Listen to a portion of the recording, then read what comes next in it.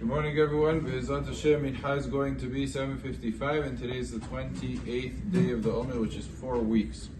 As continuing the halachot of Shabbat, we were talking about a vase that has flowers in them. Are you allowed to move it on Shabbat? And we said that is permitted to move. There's a different question. The question is, what happens if a person has flowers? Let's say he got Lichvot Shabbat flowers, and he wants to take them on Shabbat and put them in water.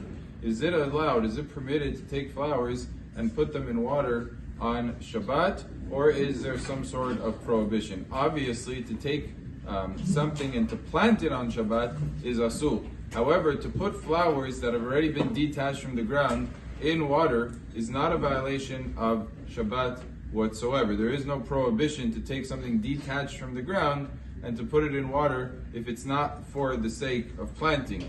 One thing that's interesting that isn't allowed is if a person takes seeds and he puts it in water, soaks it in water for an extended period of time, so they should germinate and they should begin sprouting. In order to take that and plant it, that would be something that's prohibited. But to just take flowers and to put in water is not prohibited. There is an interesting Ramah though.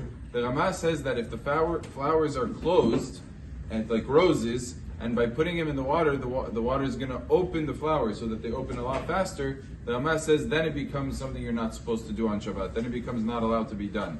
However, Rav Dahan does bring down, based on the Hidah, that there are lenient opinions, and a person who wants to follow the lenient opinions has on what to rely.